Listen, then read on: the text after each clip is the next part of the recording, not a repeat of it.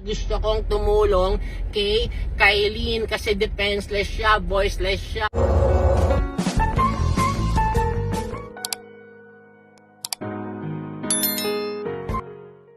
Nakakaloka ang issue na ito.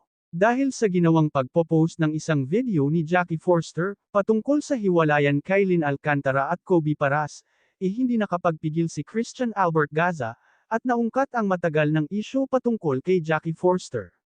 Panoorin ang video pagbubunyag ni Christian Albert Gaza ayon sa kanya tama lang na ipagtanggol niya si Kylene Alcantara at hindi siya binayaran. Panoorin natin. Okay, first things first. Number 1. Binayaran daw ako para siraan si Congressman Marvin Lillo. Ano malay ko dyan? An example ko lang yan na dapat ganyan ang pagkakalathala, pagkakapresenta ni Miss Jackie Forster para kapakapaniwala. Hindi may kodigo na murag meeting sa barangay. Malay ko dyan sa content na yan. Diba? Pakialam ko sa politika. In the first place, yung kalaban ni Marvin Lillo sa pagka-congressman, yan yung chinismis ko last year na sponky ni Dominic Roque.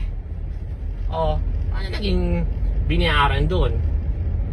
Pangalawa, binayaran daw ako ng pamilya ni Kylene Alcantara, tama ba Kylene Alcantara?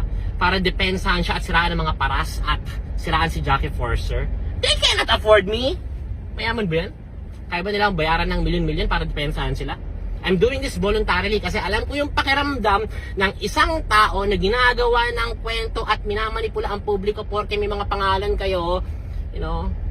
Na-experience ko yan 2022 sa ex ko.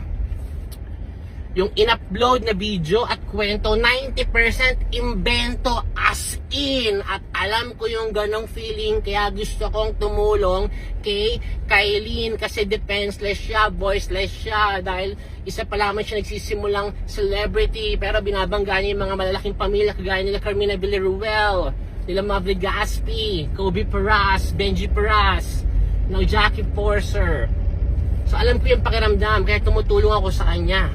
Dahil I have the voice, I have the power, I have the influence, I have the reach, I have the media mileage. That's why I'm helping her. So para sabihin niya na binabayaran ako ng pamilya niya, Diyos ko, taas naman ang tingin niyo sa kanila.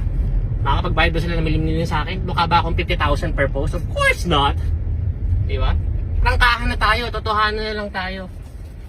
So, yun lang. Bye-bye. Have a nice day. And, sorry medyo nag-init ulo ko. May God bless you all. Sawadee-kap! Hapon kap! Paano mga kachika, kita-kits tayong muli sa mga susunod ko pang mga showbiz updates. Please like, share and subscribe. Pakihit na rin ang notification bell para ma-notify ka sa mga susunod ko pang upload. Again, maraming salamat.